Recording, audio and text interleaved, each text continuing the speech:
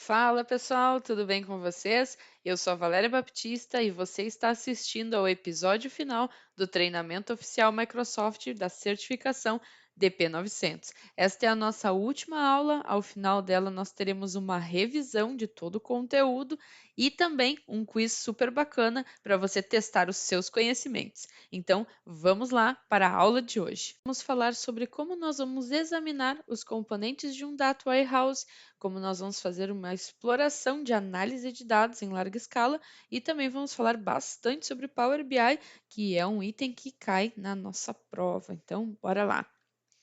No nosso primeiro módulo, vamos falar sobre como examinar os componentes de um Data Warehouse moderno. Bom, primeiramente vamos falar sobre o que é um Data Warehouse e por que esse item de moderno, o que isso tem a ver com a jogada. Bom, primeiramente, pessoal, um modelo de Data Warehouse, ele reúne dados de diferentes fontes dentro de uma organização. Inicialmente, quando os bancos de dados começaram, nós tínhamos lá aquelas tabelas, tudo direitinho, organizado, né, os campos, linhas, nananã.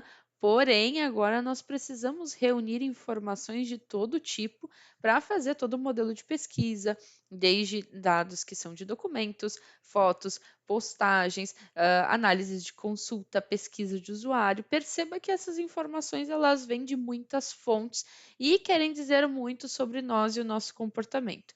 Então, estes dados, eles são utilizados como uma fonte para análise, pesquisa, relatório, pesquisa de campo sobre um determinado produto, análise de vendas, entre outros. Então, aqui nós temos o que é chamado de processamento analítico online. Você vai encontrar essa sigla como sendo o OLAP. OLAP. Então, o foco de um Data Warehouse é fornecer as respostas para consultas mais complexas. Então, ele vai trabalhar de uma forma diferente de um banco de dados tradicional, onde a gente está validando informações, fazendo pequenas comparações, às vezes grandes, com grandes volumetrias, mas aqui a gente tem um foco em um desempenho transacional. Então, aqui a gente vai lidar muito com o que a gente chama de Big Data, que é quando a gente usa esse termo, né, para falar de grandes volumes de dados coletados. Então, perceba que as empresas hoje precisam analisar muito mais do que aonde você vive e a sua idade.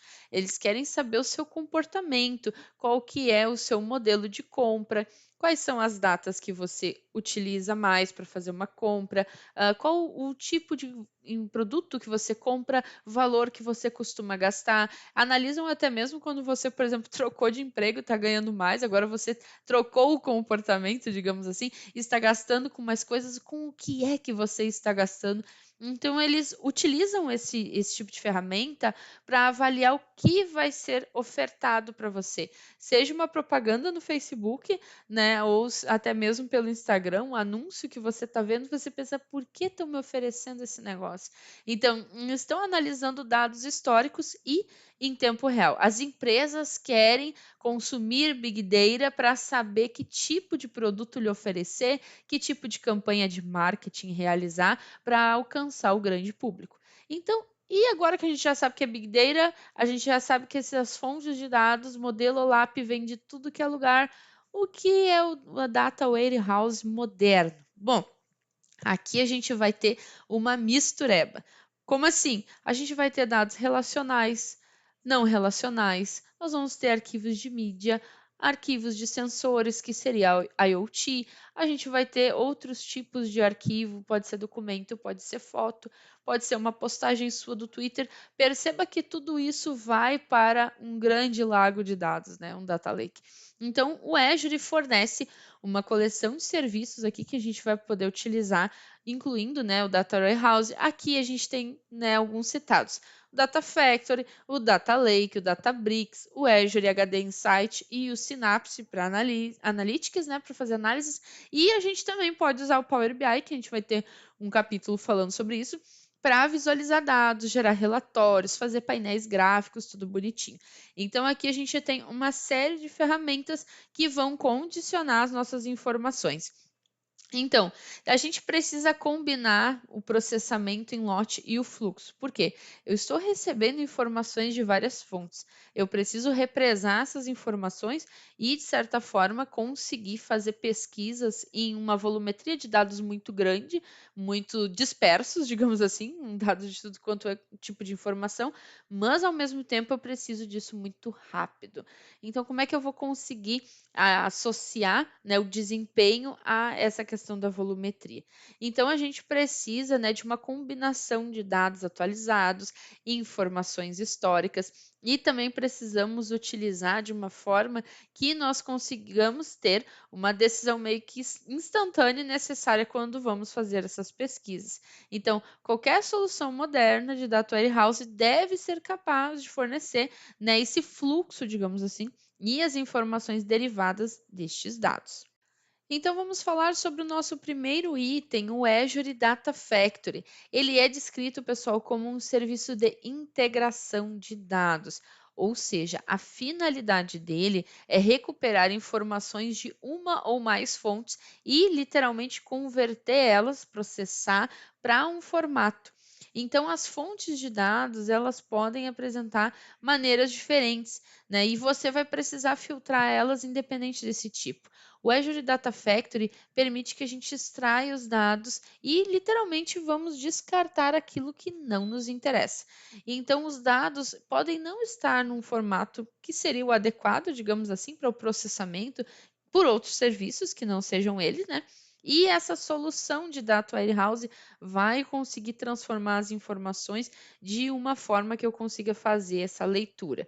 Então, quando que eu vou utilizar o Data Factory? Para transformar esses itens em uma estrutura uniforme que eu consiga fazer a ingestão dos meus dados, consiga gerar relatórios depois e tudo mais. Então, você vai definir o trabalho que o Data Factory vai realizar por meio de um pipeline de operações. Bastante atenção nesse item, porque comentando sobre o meu teste, na minha prova tinha essa questão, que você precisava definir um trabalho realizado pelo Data Factory e o que, que você utilizaria nesse quesito, né, que atenderia à necessidade.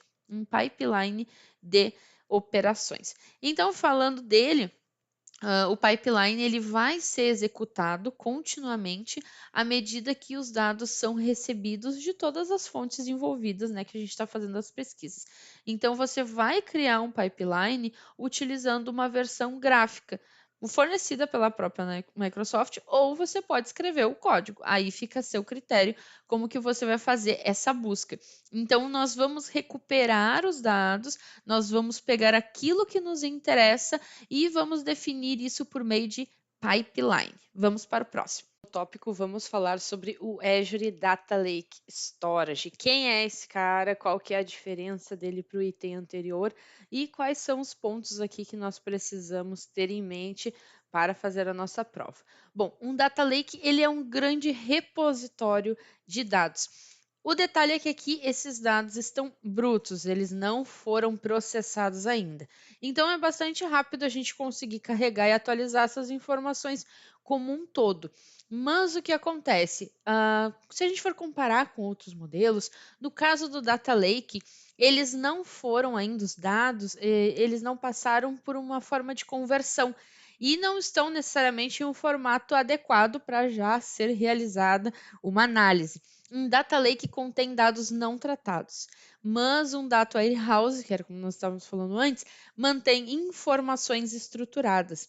Então, quando a gente faz uma combinação dessa estrutura de diretórios e o modelo de sistema que ele trabalha, no Data Lake Storage a gente tem uma extensão de armazenamentos de blob. Lembra que a gente tinha falado no capítulo 3, na aula 3, sobre esse ponto. Então, ele é organizado em um sistema de arquivos que vai ser praticamente infinito. Isso foi uma coisa que também caiu na minha prova.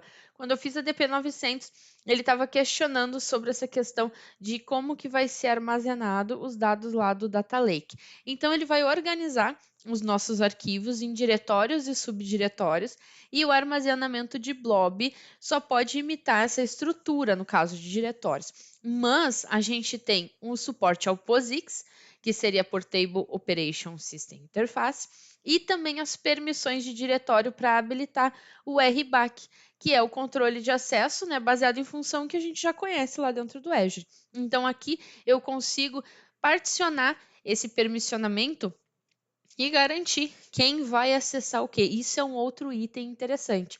Permissões de diretório via RBAC para arquivos lá do Data Lake. Então, quando a gente fala do Data Lake Storage, outro item interessante, ele é compatível com o Hadoop, né? Que o Hadoop é um serviço de análise muito flexível, programável.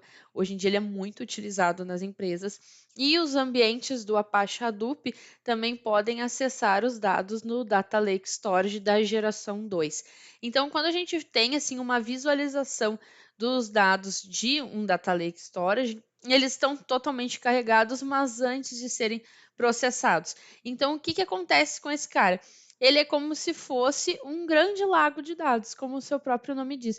E ele precisa, né, ser processado por outra ferramenta. Enquanto quando a gente fala do Data Lake Storage, não se esqueça, ele dá suporte ao POSIX, ele é compatível com o Hadoop, faz armazenamento de dados utilizando blobs e nós podemos dar permissões no modelo de RBAC.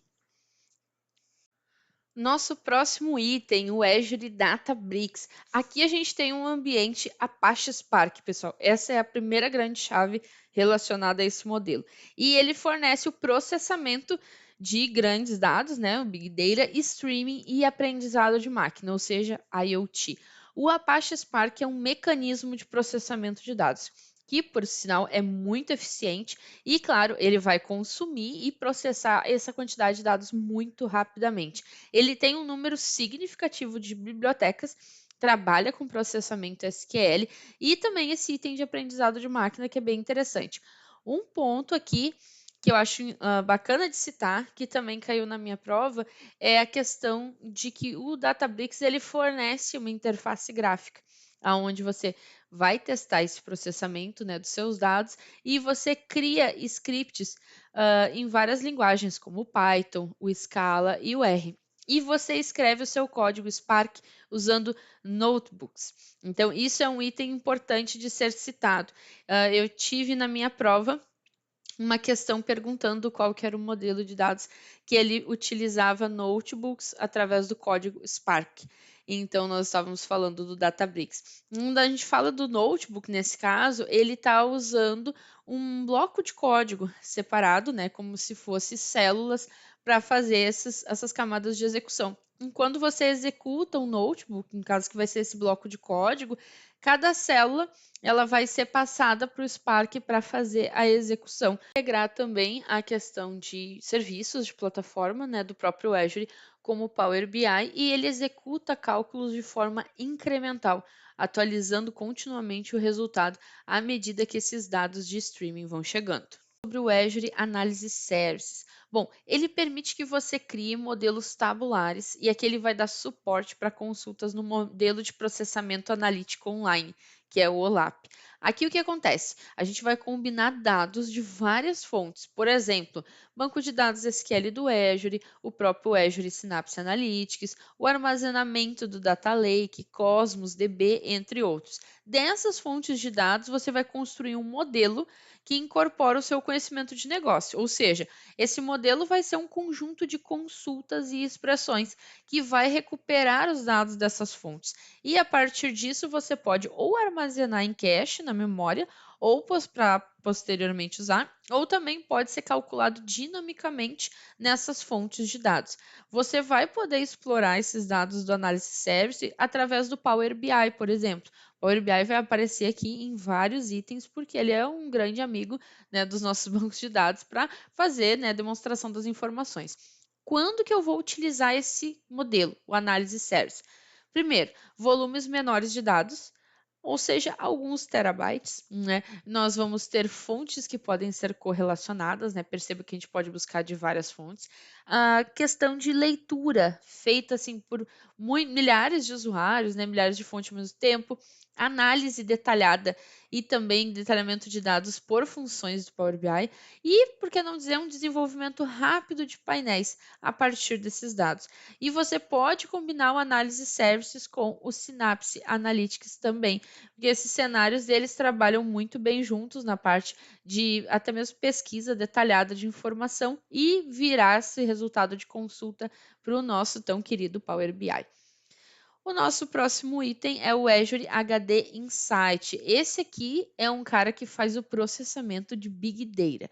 Então, ele vai nos fornecer uma plataforma de tecnologia com o Spark em um ambiente do Azure. Pode ver ali que a gente tem, né, até o Hadoop aparecendo ali também. Temos várias tecnologias envolvidas. Então, o HD Insight, ele implementa um modelo em cluster. Isso aqui é um dos itens-chave dele com relação aos demais.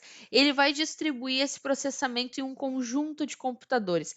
Pessoal, na minha prova tinha exatamente essa expressão, que eu precisava fazer a distribuição de processamento em um conjunto de computadores. Qual que era o modelo que eu estava usando? O Azure HD Insight. Esse modelo ele é semelhante utilizado também pelo Analytics, só que aqui nós temos os nós que estão executando esse processamento em Spark ao invés do SQL do Azure. Aqui que vai diferenciar. Então, o que, que acontece? Eu vou utilizar o Azure HD Insight em um conjunto, né, utilizando o Azure Synapse Analytics e além do Spark, né, o HD Insight ele me fornece suporte a tecnologias de streaming. Até o Apache Kafka também, ele é um modelo que é compatível e o modelo de processamento do Hadoop, que é aquele elefantinho amarelo ali que a gente está vendo na tela. Então, o que acontece? Nós temos todo esse modelo de processamento que o HD Insight nos oferta e a gente vai utilizar ele, por exemplo, para criar, carregar, consultar tabelas externas e até ele é, de certa forma, semelhante ao Polybase para o Azure Synapse Analytics. Então, aqui a gente tem todo um modelo de processamento onde ele tem essa clusterização. Nós podemos utilizar aqui o Databricks Notebooks para fazer o processamento desses dados, fazer um modelo de análise e olha todos os tipos de dados que estarão envolvidos. Então, é uma ferramenta bastante poderosa com processamento de Big Data que vai nos ajudar no dia a dia dentro das nossas organizações. E vamos para o segundo módulo da nossa aula, explorar a análise de dados em larga escala. Aqui, pessoal, nós vamos começar primeiro com a ingestão de dados dentro do Azure.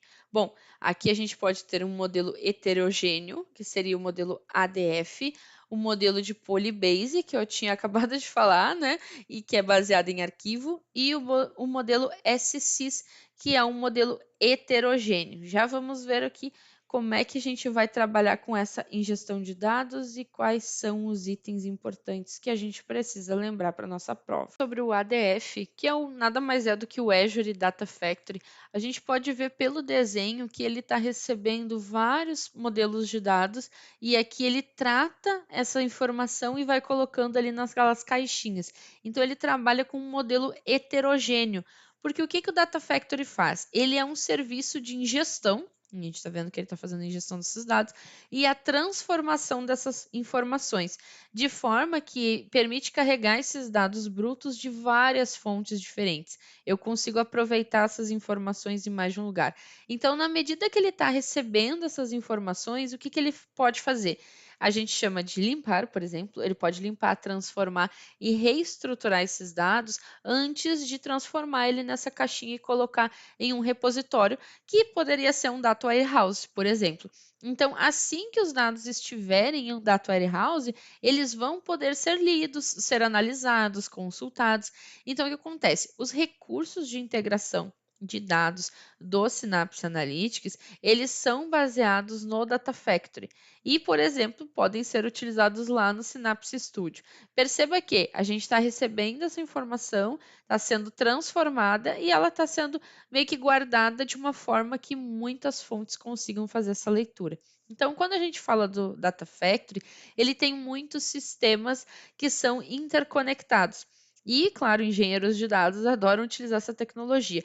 Você vai conseguir, por exemplo, carregar dados estáticos e também dados de streaming. Perceba como eles são muito diferentes e mesmo assim nós conseguimos fazer essa ingestão de informações. E o carregamento de dados, né? Dentro desse fluxo, ele vai fornecer uma solução em tempo real para que essas informações cheguem rapidamente e, ainda que elas tenham que mudar também rapidamente, ele consegue nos ofertar esse tipo de serviço.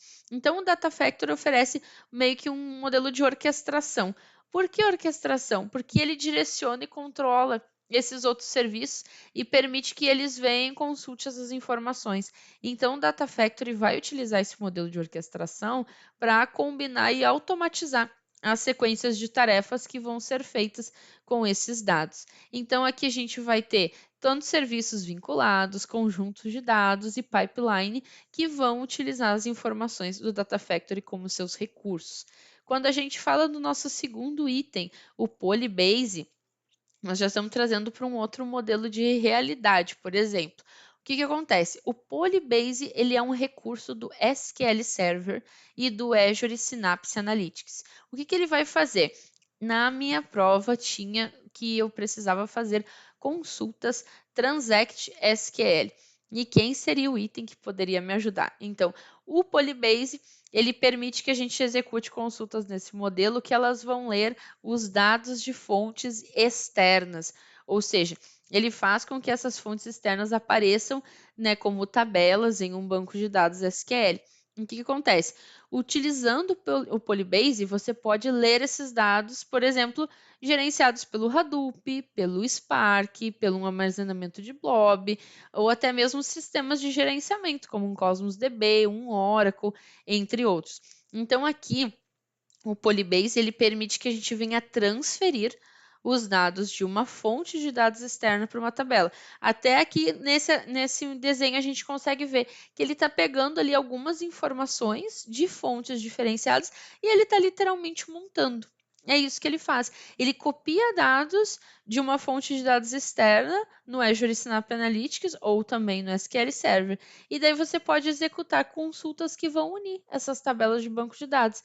Então, quando a gente fala sobre o modelo de Polybase, ele é utilizado, por exemplo, pelo Data Factory para invocar o Polybase e os seus dados que tiverem um armazenamento compatível vão poder ser consultados. Então, importante, né, uma nota sobre isso, o Spark, ele é um mecanismo de processamento paralelo que vai oferecer o suporte para análise de dados, né? E o banco de dados SQL do Azure não fornece suporte para o Polybase, tá, pessoal? Então, quando a gente falar sobre consultas Transact SQL, lembre-se do Polybase. E quando a gente fala do SSIS, que seria o SQL Server Integration Services, acostume-se com, né, essas várias siglas, né, essa sopa de letrinhas cai bastante na prova. Ele é uma plataforma para criar soluções de integração e transformação de dados. Só que o que acontece? Aqui a gente pode utilizar esses dados para resolver problemas de negócio. Simplesmente coisas mais complexas, onde a gente pode copiar, baixar esses arquivos, carregar arquivos ou até mesmo minerar informações.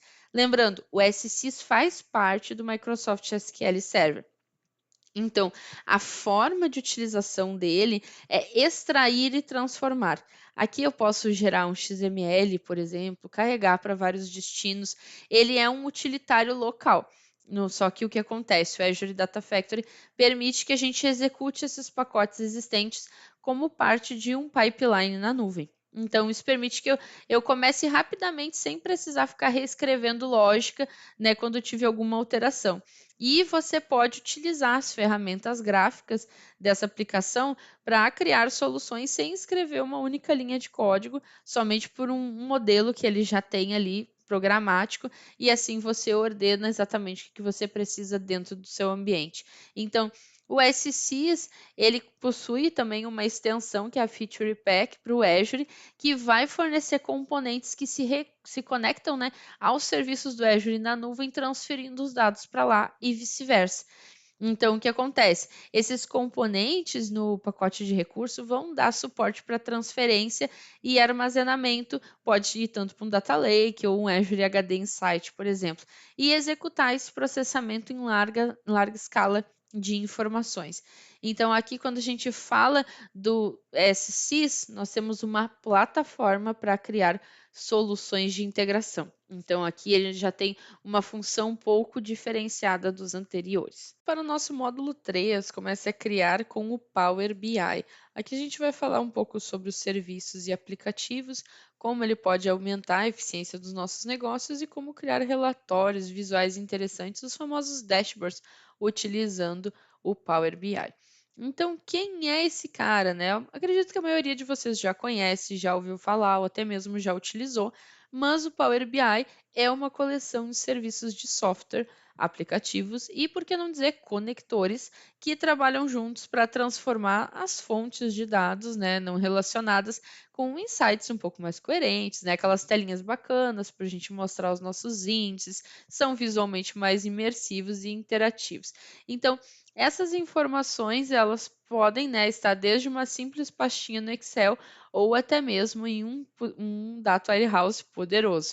O que é a lógica aqui do Power BI? Ele é simples, rápido, bastante fácil de criar esses insights, né? E de certa forma bastante fácil. É uma ferramenta um pouco mais antiga da Microsoft que vem sendo atualizada com bastante frequência. Ele é uma aplicação poderosa, né, de nível empresarial, que faz uma modelagem dessas informações. Então, na realidade, o Power BI, em termos práticos, ele vai consultar um repositório de informações que a gente fazer essa conexão e trazer para nós as telas referentes a este.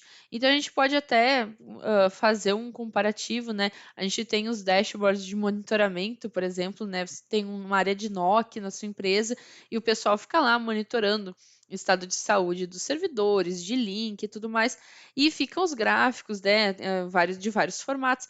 Aqui a gente está falando com Power BI, a gente está trazendo aqueles relatórios, aquele mesmo modelo de dashboard, só que trazendo as informações conforme for o ideal para a nossa organização, seja para uma reunião ou seja até mesmo para apresentar alguma coisa para um cliente. Como a gente pode utilizar o Power BI? Esse é um item interessante, de certa forma fácil, mas que aparece na prova. Então, o Power BI, ele consiste em um aplicativo de desktop, que é o Power BI Desktop, mais à esquerda. Nós temos também um serviço chamado de Serviço do Power BI, que seria um software como serviço, por exemplo, e nós temos o Power BI Mobile, que está disponível para a gente utilizar tanto em Windows, iOS e Android. Então, estes três elementos vão nos ajudar a fazer, né, a criação dos nossos itens, nossos dashs, com as informações que a gente precisa. Então, como o Power BI vai corresponder, né, à sua função dentro da nossa empresa? Primeiro, ele vai depender de por que você precisa. Se você quer só tirar um relatório, se você quer fazer um dashboard simples, ou você quer fazer uma grande implementação. Por exemplo, ele serve para visualização de relatórios, criação de painéis, né, e também para garantir que essas informações vão estar de uma forma coerente e disponível para o nosso colaborador, para os nossos clientes dentro da nossa empresa. Então, para a gente utilizar, por exemplo, o Power BI Desktop, a gente pode fazer o download dele a partir da Microsoft Store no próprio Windows ou baixar ele da web. A gente vai precisar de uma conta, né? Existe uma avaliação gratuita, ou senão a gente usa a conta já da licença comprada pela empresa e a gente pode trazer nossos fluxos de trabalho, né, dentro do Power BI Desktop, criar vários relatórios. E até mesmo compartilhar eles para que usuários que utilizam o modelo mobile também possam consultá-los. Então, quando a gente fala da usabilidade, a gente pode trazer esses dados, criando esses modelos de relatório, visualização, até mesmo compartilhar painéis com outras pessoas. Nós podemos interagir com esses painéis, mesmo no aplicativo na versão mobile. E, claro, a gente pode utilizar todas essas ferramentas, né, de visualização, entre outros, para garantir que a gente vai ter uma melhor experiência, vamos poder compartilhar isso com as pessoas dentro da nossa empresa e, claro, os itens principais de construção vai ser a visualização, construção de dados, né, dentro de conjunto de dados, relatórios, painéis. Essa é a ferramenta que a gente vai ter que mais são utilizadas. Sobre esses blocos de construção, na minha prova tinha um item que era referente ao modelo de Power BI e questionava o seguinte, que você estava construindo alguns conjuntos de dados. Não era conjunto de dados, era construindo uns relatórios, né, dentro do Power BI. E perguntava o seguinte: quais dos itens abaixo que eu conseguiria adicionar? Aí tinha lá visualização, tinha painéis, tinha títulos e tinha mais outros dois itens. Que ele queria saber, no caso na prova, se eu sabia quais daqueles itens eram válidos para que fosse criado, né, um painel de visualização dentro do Power BI. Algumas coisas são bem intuitivas, mas claro que vale a pena a gente fazer um pequeno laboratório também, só para ter certeza, né, quais são os itens que ele pode nos questionar a respeito disso. Então, o conjunto de dados, por exemplo, que vai ser uma das formas de dados que a gente vai buscar dentro do Power BI, ele pode ser um modelo de Excel, por exemplo, onde eu estou fazendo essa busca, ou até mesmo de várias fontes diferentes. Isso vai depender de como que eu estou organizando as minhas informações. Os relatórios vai ser um conjunto de visualizações que pode aparecer tudo junto, ou eu posso organizar isso em páginas para eu entregar para um cliente, se eu tiver muitas informações, por exemplo. E como qualquer outro relatório, a gente pode criar uma apresentação, seja de uma apresentação de vendas, uma POC, até mesmo fazer a entrega de uma atividade, daí você vai trazer quais foram os pontos positivos, negativos, entre outros. A parte de painéis é quando a gente vai ter ali os dados para compartilhar em uma única página de relatório, ou seja, é uma coleção de visualizações. Então, aqui a gente vai ter um painel, por exemplo, uma coleção de recursos visuais, né, em uma única página que a gente vai poder compartilhar. E esse grupo de recursos, não o grupo de recursos lá do Azure, né? Grupo de recursos visuais é que vai fornecer as informações sobre aquilo que eu estou tentando apresentar, sobre a história, né, do meu negócio. Um painel ele tem que caber em uma única página. Isso é uma coisa interessante de ser citado. E geralmente ele é chamado de tela. O item que seria o bloco, na verdade, ele vai trazer também uma visualização única, só que ao invés dele trazer todo o painel, ele é considerado como um bloquinho que eu tenho ali dentro. Então, por exemplo, aquela parte ali que está referenciada ao mapa mundi poderia ser considerado um bloco. Ele é uma caixa retangular que contém uma visão individual. Então, aqui a gente pode ver que o painel ele é composto por um conjunto de blocos, na realidade. Então, ali eu vou agrupar conforme vai caber na minha tela e assim eu vou fazer essa apresentação. Então, aqui a gente tem que o Power BI ele vai ser uma coleção de serviços, né, de aplicativos e principalmente de conectores, porque é onde ele vai fazer a consulta das informações para me apresentar e a partir desse momento ele vai gerando, com base nos códigos que eu já tiver colocado ali, um dashboard sobre aquela situação. Então, desde uma tabela de Excel até um grande repositório de dados, como o SQL Data Warehouse, por exemplo, eu posso utilizá-lo de fonte para o Power BI. Então, perceba como ele é uma ferramenta robusta e poderosa, onde a gente pode utilizar para trazer as informações que a gente precisa, desde uma pequena apresentação até mesmo a entrega de um projeto. Então, pessoal, chegamos ao final do conteúdo dos nossos 4 módulos. Vamos fazer aqui uma revisão sobre alguns tópicos que são super importantes, que são itens que caem bastante nessa prova. Lembrando, esse teste ele tem 45 minutos e gira em torno de 48 questões. Pode ser tanto para mais como para menos. Na minha prova, eu tinha 48 questões. Então, só fazendo as contas, 48 questões, 45 minutos, nós temos que estar com o conhecimento bem afiado para evitar que a gente se perca na questão do tempo. Então, vamos dar uma olhadinha na revisão para garantir que você está com conhecimento super afiado para garantir o seu PES. Então, não se esqueça de. Trouxe alguns pontos aqui importantes, principalmente aqui essa parte da diferença dos modelos de análise de dados. Pessoal, cai bastante na prova esse item aqui. Para mim, caiu praticamente um de cada. Tinha lá na prova alguma situação, até mesmo questões de relacionar, a gente tinha que dizer qual deles que estava sendo referenciado com base na situação que estava sendo especificada. Quando a gente fala de serviço cognitivo, aqui fica um pouco mais fácil até mesmo de entender, porque nós estamos falando de parte de inteligência artificial. Por exemplo, eu tenho um vídeo ali, ele está gerando uma legenda, e isso é um serviço cognitivo, porque ele está fazendo uma transcrição. Então, para nós, é mais fácil de entender, na minha visão, quando é um serviço cognitivo. Eu tenho um texto e eu quero que, né, a minha aplicação ela faça a leitura para mim desse texto. Digamos que eu tenho um problema de visão, eu não consigo ler. Então, eu estou utilizando um serviço de inteligência artificial, através dele, um serviço cognitivo. O modelo descritivo, nessa análise descritiva, o que ela faz? Ela nos ajuda a responder questões sobre uma coisa que aconteceu, mas com base em dados históricos. Então, aqui eu tenho, por exemplo, como referenciar que a gente vendeu esse ano poucos casacos, porque, com base no inverno que a gente teve, não fez tanto frio assim, ninguém quis comprar. Então, eu estou trazendo uma análise descritiva daquela situação. Quando a gente fala do diagnóstico, nós estamos ajudando a responder questões sobre por que as coisas, né, aconteceram. Então, aqui eu estou trazendo literalmente um diagnóstico do que aconteceu.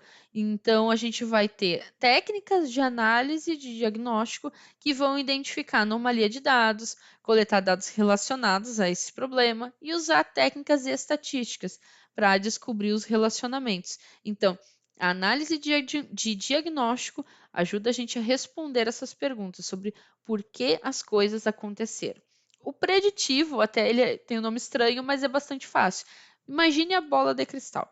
A bola de cristal que viu o futuro, nananana, ele vai ser a nossa análise preditiva. Ele não vai lhe dar os números da Mega Sena, mas vai ajudar você a responder perguntas sobre o que acontecerá no futuro. E, obviamente, ele também vai se basear em dados históricos para lhe ajudar com isso. O que poderia ser, por exemplo, eu tenho um e-commerce e eu sei que no verão o pessoal compra bastante piscina, porque está muito calor, o povo quer se refrescar, não tem dinheiro para ir para a praia, quer comprar piscina. Da onde que eu estou tirando essa informação? Da minha cabeça? Não, eu estou trazendo uma análise preditiva. Eu estou dizendo que está na cara que no próximo verão a gente vai vender bastante piscina, porque nos últimos 3 anos a gente está vendendo bastante piscina e ponto. Quando eu falo de uma análise prescritiva, aqui ela vai ter um insight um pouco diferenciado, porque ela vai me ajudar a responder essas perguntas sobre que ações eu devo tomar para atingir uma meta, ou seja, no futuro. É um site também falando do futuro. Baseado nessas informações, as empresas vão ter uma tomada de decisão conforme uma incerteza, por exemplo. Então, eu vou ajudar a responder perguntas sobre que ações tomar para alcançar essa meta e principalmente se alguma coisa sair fora da curva. Então, aqui eu estou fazendo uma análise também no futuro, mas literalmente antecipando o caos. Se tudo der errado, como é que a gente vai conseguir fazer isso? Esse seria o primeiro ponto. Iniciar casos de modelos ETL e ELT. Quem são esses caras? O pessoal recorda?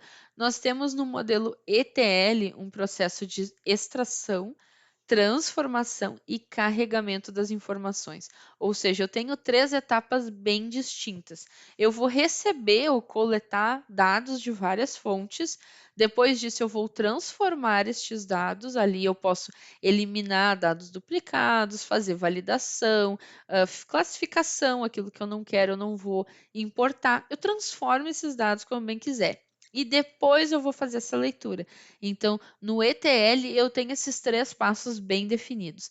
No ELT é diferente. Nós temos a extração, o carregamento e a transformação.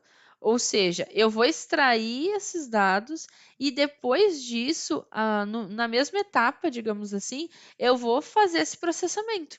Eu vou transformar já no meu destino essa informação e não separado como era no outro item. E as funcionalidades, né, vão ser utilizadas dentro desse contexto. O ELT só funciona bem quando o sistema de destino vai ser um sistema poderoso, digamos assim, para conseguir transformar esses dados com eficiência. Porque se eu tiver uma ferramenta que não vai conseguir dar conta, digamos assim, eu vou ter um baita de um problema. Então, casos típicos de uso do ELT, eles vão se enquadrar no âmbito de Big Data. Por exemplo, você vai extrair essas origens de dados, né, vai distribuídos, pode ser de um blob ou até mesmo de um data lake, e a partir de um Spark, um Polybase, por exemplo, você vai consultar esses dados e vai começar a processar eles. Então, essa abordagem ela vai ignorar a questão de cópia, a questão de transformação que tinha lá separado, né, que pode ser demorada em alguns casos, e aqui ele já vai iniciar o processamento. Então, como por exemplo, na prática, que a gente pode ter um data warehouse usando um Hadoop, por exemplo, para fazer todo esse processo. Mas o que é interessante a gente ter bem em mente é que quando eu estou falando do modelo ETL, eu vou ter essas três etapas bem distintas: a extração, a transformação e a leitura. Então, eu vou extrair os dados, eu vou transformar, vou gerar somente aquilo que eu quero e daí eu disponibilizo para leitura. Quando eu falo do LT, eu estou juntando a leitura e a transformação, tudo praticamente em uma única etapa. Eu faço essa extração, já vou fazendo a leitura, já vou transformando, já vou disponibilizando e vou dar conta aquele ritmo frenético. Então aqui a gente tem essa diferença. Características dos modelos IaaS, PaaS e SaaS cai bastante, principalmente referenciando plataforma como serviço. Então, aqui falando sobre disponibilidade, falando se você vai ter acesso ao sistema operacional, se você consegue trocar um modelo de plataforma, entre outros. Outro item que aparece bastante na prova é a parte dos comandos, né? O DML, o DDL, DCL e TCL. Lembrando que TCL não é marca de televisão aqui nesse sentido. Nós estamos falando sobre as partes de comandos dos modelos relacionais lá do SQL. Então, pode aparecer na sua prova, por exemplo, perguntando dos comandos abaixo qual comando é do modelo DDL. O DDL seria o create, o drop, o alter, o rename, o truncate e o comment. Ou senão, qual que seria o DML? Aí seria o select, o insert, into, delete, update. Né? Na minha prova tinha duas questões, uma perguntando sobre que comando era da família, digamos assim, do DDL e o outro do DML. Né? O DCL é um Data Control Language, então ele vai falar sobre o revoke e o grant. Né? E o TCL é o Transactional Control Language, então para ele vai ser o commit e o rollback. Então vale a pena dar uma olhadinha na documentação sobre a parte principalmente do DDL e o DML, porque são os que têm a maior quantidade de comandos para evitar que você venha se passar nesse modelo de questão. E o próximo, a usabilidade dos modelos de batch e streaming. Não se esqueça, quando a gente fala de streaming, principalmente, nós estamos falando de dados que precisam ser processados o quanto antes. A partir do momento que chegou, preciso processar. Estamos falando de arquivos de vídeo, arquivos de áudio, chamadas e outros itens. E o batch é quando eu tenho uma tarefa agendada, onde eu posso esperar. O melhor modelo de batch é o lance da fatura do cartão de crédito. Você vai usando ali um tempão, 40 dias, e o banco está só anotando você no caderninho lá, a hora que chegar, né? Um dia de encerramento, ele vai lá lhe mandar a fatura, seja por mensagem, e-mail, sinal de fumaça, entre outros, ele vai lhe mandar essa informação. Isso vai ser o batch. Eu estou acumulando, né, atividades e eu já tenho, né, uma data para mandar aquilo ali. E o streaming é o nosso go horse. Eu preciso chegar, processar esse negócio e mandar adiante. Beleza. A parte de diferenciar table, view, index e storage procedure também é um item que cai na prova, principalmente a parte do table e do view. Pelo menos na minha foi a que apareceu mais. O table vai ser literalmente a nossa tabela ali no banco de dados. Quando a gente fala de view, ela pode ser definida como uma tabela virtual, por exemplo, que vai ter ali as suas linhas e colunas, e esses dados vão estar vindo partindo de uma query, que eu estou fazendo a pesquisa. Quando a gente fala do index, o index vai ser uma estrutura dentro do nosso banco, onde eu vou acelerar a recuperação de uma informação. Então, eu estou utilizando um modelo de indexação para acelerar a exibição de uma informação. E o meu storage procedure, ele é um item que significa, né, traduzido o procedimento armazenado, que é um conjunto de comandos que podem ser executados de uma só vez como em uma função, como se eu tivesse uma função no código ali que eu pudesse fazer essa execução. E ele armazena tarefas repetitivas. Então, eu tenho que saber sobre esses conceitos, né? Não tanto no bit, mas sim diferenciar cada um deles. O próximo item ali é sobre a funcionalidade, né? Usabilidade do Data Studio, o SSDT, SSMS e o Visual Studio Core. O que difere cada uma dessas ferramentas, né, uma para as outras e como é que a gente vai conseguir diferenciá-los? Na prova pode cair algum modelo de questão onde ele está referenciando a funcionalidade e ele quer saber qual dessas ferramentas você vai utilizar para o tal. Por exemplo, no Azure Data Studio, ele pode estar referenciando ali que ele quer um editor que execute comandos SQL e que salve as views e as queries no modelo de resultado de texto, um JSON ou até mesmo em arquivos do Excel. Está falando do Data Studio. O SSDT, ele é o Microsoft SQL Server Data Tools, ele vai fazer o desenvolvimento e execução de bases do SQL. Ele faz também em cima de SQL Server na parte de database relacional. Ele trabalha com modelo de dados, SAS e também com reports. Então, aqui a gente vai estar fazendo desenvolvimento de ferramentas. Já fica bastante fácil porque ele tem esse Data Tools. O Management Studio, ele é uma ferramenta gráfica para gerenciar o SQL Server e o SQL Database. Então, ele suporta acesso, configuração, gerenciamento e administração de tarefas. Por isso que ele é um Management Studio. Então, ele vai estar gerenciando, né, de uma forma gráfica as bases, suporte e tudo mais. E o Visual Studio Core, aqui a gente tem um editor que vai trabalhar com extensões do MS SQL e ele vai lhe dar uma experiência, né, de conexões e também edição de informações para TI, ou seja, o TSQL. Então, aqui a gente tem a grande diferença entre um e outro. Você precisa saber referente a botão, referente a exatamente como configura. Não, você só precisa ter um entendimento sobre essas ferramentas e o que elas têm de diferente uma das outras, porque pode cair uma questão dentro desse modelo. A parte de autenticação do Azure SQL Database, você não pode esquecer que tem como a gente fazer uma autenticação também utilizando os usuários do AD, né? Mas eu também posso ainda trabalhar com modelo local, né? É importante eu saber que tem os dois.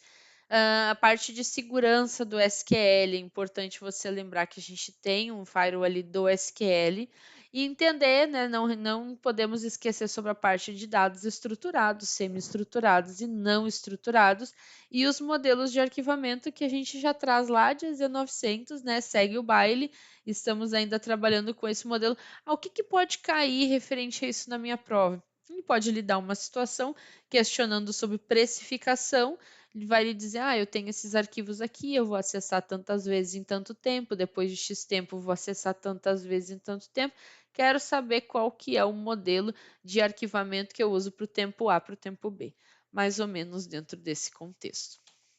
E vamos para o nosso teste de conhecimento, pessoal. Eu separei aqui um grupo um pouco maior de questões para a gente repassar aqui todos os itens, né? Foram 4 aulas falando sobre esse assunto e garantir que você vai chegar super bem preparado para a sua prova. Então, vamos lá. Então, vamos à nossa primeira pergunta. Quando você deve usar o Azure Synapse Analytics?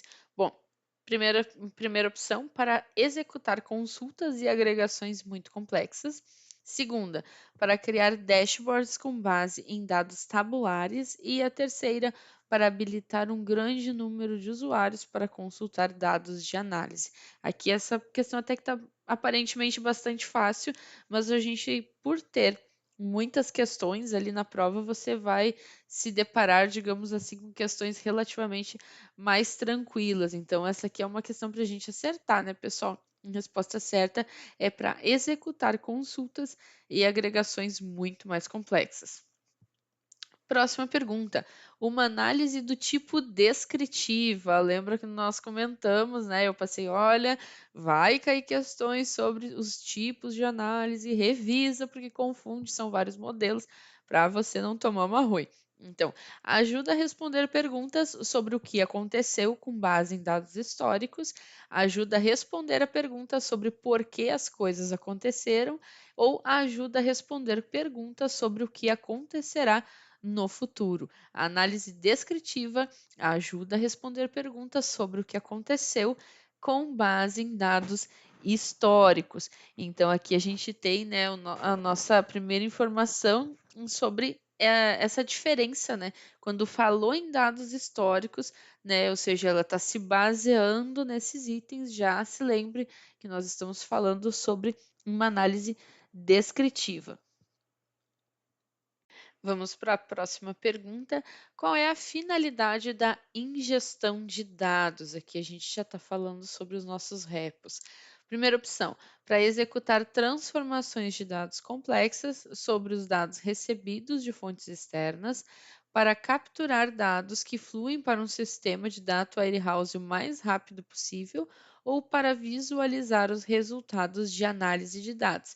Então, a finalidade da ingestão é para capturar os dados que fluem para um sistema de data warehouse o mais rápido possível. Estou ingerindo essas informações e eu tenho que passá-las adiante. Lembrando dos modelos, né, que a gente estudou, esses dados são alocados de várias origens diferentes e eu passo eles adiante e na próxima etapa que a gente vai saber se eles vão ser trabalhados, se eles vão ser filtrados, se todos vão ser recebidos, mas isso é no passo 2. A ingestão de dados é que eu consiga, de alguma forma, represar essas informações e passar adiante. Próxima pergunta: transcrever arquivos de áudio é um exemplo de. Lembra que eu comentei com vocês, né? A gente tem muito essa questão de inteligência artificial que cai nessa prova, então aqui nós estamos falando de um modelo cognitivo, né? Nós estamos fazendo a transcrição de arquivo de mídia. Próxima pergunta: qual é a principal diferença entre um data lake e um data warehouse? Bom, um data lake armazena informações estruturadas, mas um data warehouse armazena dados corporativos brutos. Segunda, um data lake armazena dados brutos e um data warehouse armazena informações estruturadas. E a terceira, os dados armazenados em um data lake são dinâmicos, mas as informações armazenadas em um data warehouse são estáticos. Eu acredito que eu comentei sobre isso também quando nós estávamos falando sobre a parte de banco, e aqui nós já temos que o data lake ele traz as informações num modelo mais bruto. E o Data Warehouse vai armazenar as informações de uma maneira um pouco mais estruturada ali, já um pouco mais ordenada, digamos assim. Próxima questão: qual é o fluxo comum de uma atividade no Power BI? É o tipo de questão referente a Power BI que pode aparecer para você. Primeiro, crie um relatório no Power BI Mobile, compartilhe com o Power BI Desktop, visualize e interaja no serviço do Power BI. Segunda opção, crie um relatório no serviço do Power BI, compartilhe com o Power BI Mobile e interaja com ele no Power BI Desktop. E a terceira alternativa, traga os dados para o Power BI Desktop, crie um relatório, compartilhe-o com o serviço de Power BI, visualize e interaja com relatórios e painéis no serviço e no Power BI Mobile. Então, aqui, essa é a ordem de fluxo de atividades. Então, partindo do Power BI Desktop e depois compartilhando para as demais ferramentas. Próxima pergunta: você precisa criar uma conta de armazenamento do Azure. Os dados na conta devem ser replicados automaticamente fora da sua região, né? Região que está sendo praticada. Quais dois tipos de replicação você pode usar para a conta de armazenamento? Ou seja, que eu preciso de uma replicação para fora da minha região. Quais os itens aqui que trabalham, né, com modelo de replicação para fora? ZRS, RAGRS, LRS ou GRS. Lério, parece bem questão de AZ900, AZ104, exatamente. Replicação de dados a gente vai ver na nossa prova, sim. Então, os dois modelos, né, pessoal, é o RAGRS e o GRS, que é o modelo onde eu tenho uma réplica de região. Qual dos seguintes são blocos de construção do Power BI? Eu acredito que eu mencionei também um pouco sobre isso. Até tinha um slide, né, que tinha ali quais que são os itens, e eu comentei que na minha prova perguntava também sobre quais são blocos de construção, mas no meu caso ele não estava assim com vários comandos, tinha 5 deles e era para assinalar 3. Então, aqui a gente tem blocos, painéis, banco de dados, dispositivo, visualização, conjunto, e lá no final tem até C Sharp JSON. Aquela ali a gente já chuta que não tem a possibilidade já de cara e pode ser que fique em dúvida nas duas primeiras. Mas a resposta certa é o visualização, o conjunto de dados, relatórios, painéis e blocos. Próxima pergunta: como se chama uma coleção de visuais prontos, pré-organizados em painéis e relatórios no Power BI? Primeiro, a tela. Segundo, a atualização programada. E a terceira, um aplicativo. Essa aqui até que está bem tranquila, né, pessoal? Aqui é um aplicativo, a parte de coleção de visuais prontos. Próxima pergunta: qual componente de um Azure Data Factory pode ser disparado para executar tarefas de ingestão de dados? Essa é uma pergunta bem interessante. Um arquivo CSV, um pipeline ou um serviço vinculado? Isso aqui está muito associado à questão do Data Factory. Então, se quando eu passei esse modelo você estava antenado, você vai se lembrar que nós estávamos falando do pipeline. Eu mencionei, falou de pipeline, nós estamos falando do Azure Data Factory. Próxima pergunta: qual comando é um exemplo de linguagem de manipulação de dados DML? Pessoal, foi bem assim nesse contexto de questão que caiu na minha prova. Então, eu sugiro que vocês olhem este modelo com atenção, se lembrem quais são os itens associados, né, ao DML, por exemplo, ao DDL, que são os que têm mais comandos. Nesse caso aqui, o insert é o comando de linguagem de manipulação de dados que se encaixa no DML. Quando você pode usar o Polybase? Vamos lá. Para consultar dados de fontes de dados externas no banco de dados SQL do Azure, para ingerir dados de streaming usando o Azure Databricks ou para orquestrar atividades no Azure Data Factory. Polybase, nós estamos falando das fontes de dados. É quando a gente estava repassando esses itens aqui que eu falei sobre o Polybase, eu comentei que nós temos muitas fontes externas, tudo mais, e associando ao SQL. Próxima pergunta: quais destes serviços podem ser usados para ingerir dados no Azure Synapse Analytics? O Azure Data Factor, o Power BI ou o Azure Active Directory. Bom, o Azure Active Directory a gente já também olha para esse cara aqui, não, você não tem nada a ver com a história. Então vamos ficar entre os dois primeiros. Quando a gente fala sobre o Azure Synapse Analytics, o Azure Data Factory, aqui que a gente vai conseguir fazer a ingestão de dados. Lembra, o Power BI não ingere dados de ninguém, ele vai lá, ele vai fazer uma consulta, aquelas informações e vai trazer uma view sobre os dados que ele está analisando, não tem nada a ver com a jogada. Você tem um grande volume de dados mantidos em arquivos no Azure Data Lake Storage. Você deseja recuperar os dados destes arquivos e usá-los para preencher as tabelas mantidas no Synapse. Qual opção de processamento é a mais apropriada? Essa versão um pouco mais complexa.